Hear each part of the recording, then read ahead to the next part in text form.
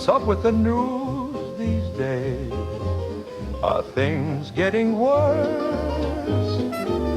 Or is it just the titles? Welcome back to the Deep Dive. Ever stop and think? Are my opinions on, say, public figures really mine?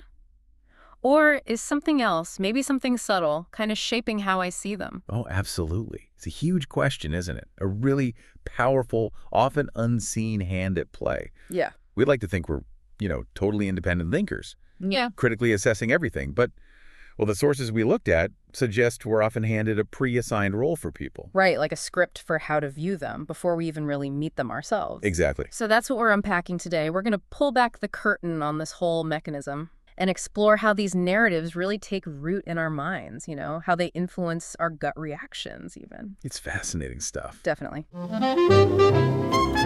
What's up with the news these days? Are things getting worse? Or is it just the titles?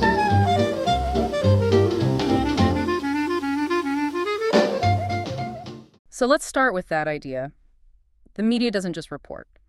It assigns roles. Yeah, almost like a theater director. Right. Like, here's the hero. Okay, now here's the scandal. Or the joke, the threat. The afterthought even. Just completely dismissed. And the audience.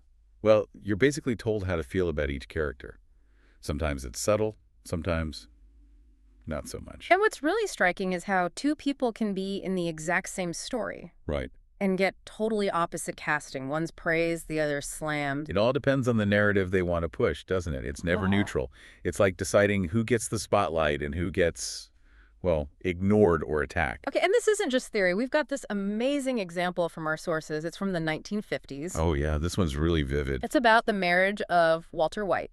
Hmm. He was head of the NAACP back then. A major figure. And Poppy Cannon. She was a white food editor, South African-born, pretty well-connected in media. The marriage itself was 1949, but the news reports we're looking at are from the early 50s. And what we have are two actual news clippings announcing the same marriage. But the portrayals, night and day. It just perfectly shows that quiet power of the frame, you know? Yeah. Like looking through different colored glasses. Okay, let's break them down. Clipping number 1.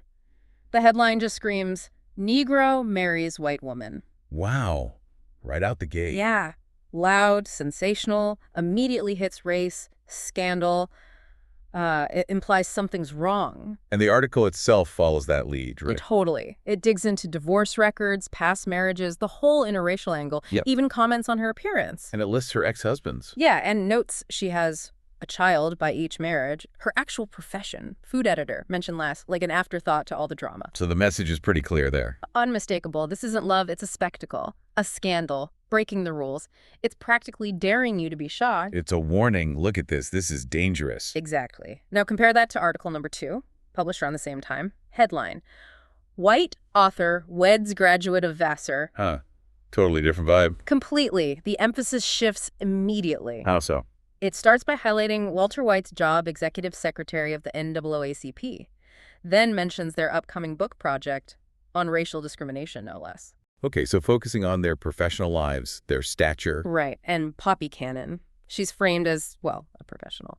Vassar graduate, food editor, former ad exec. What about her previous marriages? Does it mention those? It does, yeah, but briefly, factually. No moral judgment attached, Just the facts. And even their travel plans after the wedding presented not as some scandalous trip, but as a diplomatic tour linked to their work. So this version tells readers what this is respectable.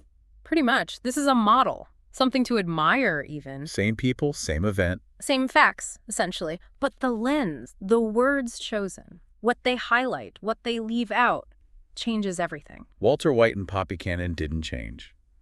The story did. Because someone behind the scenes decided how their names should sound in print, what role they should play. It's a masterclass in perception management, really. Not always lying, but framing, selecting, describing. Which really makes you ask that question, doesn't it? When we judge people based on how they come across, are we judging them, or are we just reacting to the character the media created for us? Reacting to the headline, the photo, the carefully chosen words. the whole package. It's powerful. It's why one person's a maverick and another's a troublemaker for doing basically the same thing. Yeah. Or why one woman is glamorous, another promiscuous. More civil rights leaders are agitators in one paper, reformers in another. Once you see it, you can't unsee it. Every Yeah. headline starts to look like, well, like a spell, as the source puts it. In every news outlet. A casting agency. Yeah, a casting agency. Okay, so if the media is this casting agency setting up these roles, these spells, how do they actually, take hold in our heads? Right. How do we end up accepting these roles so readily? This gets into how we, the audience, are influenced, sometimes without even realizing it. And this leads us to something the sources call the partisan narcissist archetype. Okay, unpack that. What does that mean? Well, it describes people who aren't really driven by a desire to know things or find objective truth. Their main interest is belonging. Belonging to a narrative that feels right, that flatters their identity, their group. So it's less about facts and more about feeling like they're on the right team. Pretty much. They're looking for confirmation, not necessarily information. They want validation that their tribe is correct. Permission to feel superior, maybe? That too. Yeah. And really importantly, they need a villain, someone to feel morally better than. Ah, okay. And this links to that straw man addiction idea. Exactly. It's easier to argue against a caricature, a distorted version of the other side. Than to actually engage with a real complex argument that might, challenge your own certainty. Right. It disturbs the comfort. So this isn't really curiosity we're seeing. Right. The source calls it partisanship addiction, a deep need to believe we are the good guys, they are lunatics. Full stop. No further questions needed. And people aren't just born like this. No, the sources argue they're educated into it. Trained, maybe subtly, maybe not, to see dissent as madness. Complexity is a threat. So if that's the mindset, why did the sources say the partisan is, dangerous in today's world? Because they don't just fall for psyops, psychological operations, manipulation tactics. Right. They actively perform them. Unknowingly, maybe, but they perform them. How so? They're predictable, reactive. Their programming makes them perfect tools for amplifying division. Creating those black and white situations. Exactly. False dichotomies. And drowning out any nuance with just outrage. They turn knowing into shouting. So they walk right into the media traps. Willingly.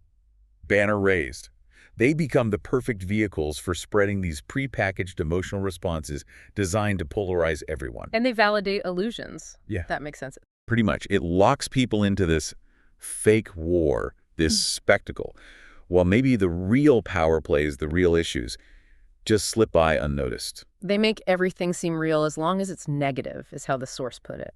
And connecting that to the bigger picture, partisans need enemies. They define themselves by opposition. They'll invent one if they have to. Absolutely. Yeah. If a truth comes from the wrong side, they reject it. Doesn't matter if it's valid. If something beautiful or insightful comes from the enemy. They call it fake or manipulative. Yeah. It makes them structurally just incapable of taking in new information that doesn't fit the mold. They just can't function without that villain. No. It's also interesting how the person providing this material views online attacks, not as attacks, but as, a controlled demonstration. Yeah, that's a fascinating framing. Like, what looks like random online anger is actually, to them, a predictable reaction, a spontaneous confession, they call it. From a wanderer lost in their own program.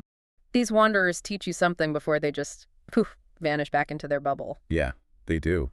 Okay, so all of this, the media casting, the partisan reactions, it leads to this really big kind of provocative idea from the sources, Judgment Day. Yeah, but definitely not the fire and brimstone version. No, not that at all. How do they frame it? They describe it more like a final filter pass, or maybe better, an audit mechanism. An audit, like checking the books. Sort of, but the core question the audit asks is super simple, but profound. Can you observe, or do you always react? Observe versus react, okay? It's about figuring out who has the mental flexibility to see beyond the black and white, beyond the programming. So what does that mean for us then, for the individual listener navigating all this information? Well, according to the sources, those who are habitually stuck in reaction mode, the automatic partisan responses we talked about, Yeah. they're essentially disqualified from higher disclosure. Disqualified. Sounds harsh. It's not meant as a moral punishment, though. More like Yeah. they get filed in a different category. Okay. The audit just reveals who can't cross that bridge of understanding, whose programming is just too strong to allow for real observation. It's an end to their access, maybe, not the end of the world. And the reward, then, for those who can observe, who can step outside the reaction. If you can see clearly, if you don't just reflexively scream at the bait. The stuff designed to provoke you. Right. If you recognize a psyop when you see one, and you can even, maybe, laugh at the predictable rage while logging the data. Then you win. In the context of this audit, Right. you win. It links back to that idea that the ones who can simply count, analyze the situation calmly and calm down, control their reaction, they're the ones equipped to handle this landscape. So this book of life idea, it's not about saints and sinners. Not in this context. It's more like a log of dependable auditors.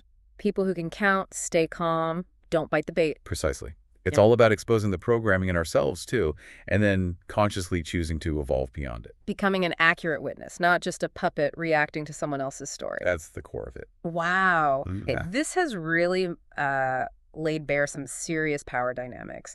How information gets presented and how we swallow it. From that deliberate media casting to our own ingrained partisan reactions that just shut down real understanding.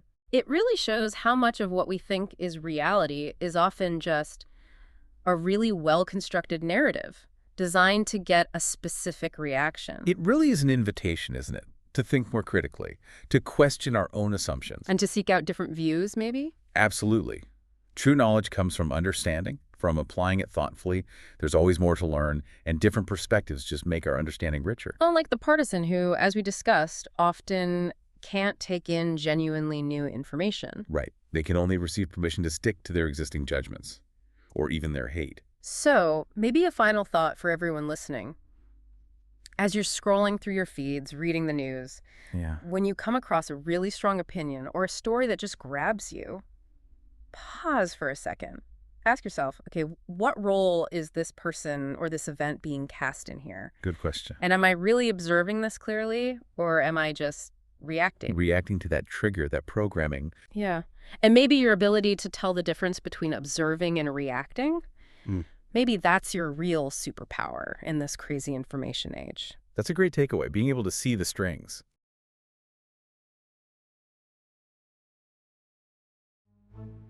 I folded the calendar on December 20, 2012.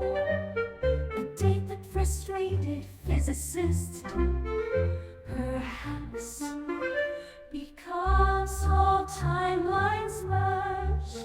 It's the end of the world, said the Mayans. Tenet, the same, backward, forward, tenet. I folded our calendar, folded on December 20, 2012. Now all dates in the future have a mirror.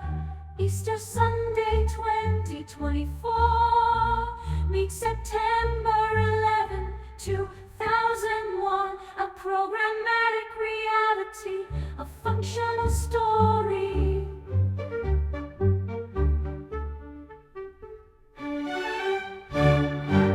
I folded our calendar on December 20, 2012. It's the end of the world, said the Mayans. Easter Sunday 2024 meets September 11, 2001. And that's all for today. Don't forget to go fly a kite.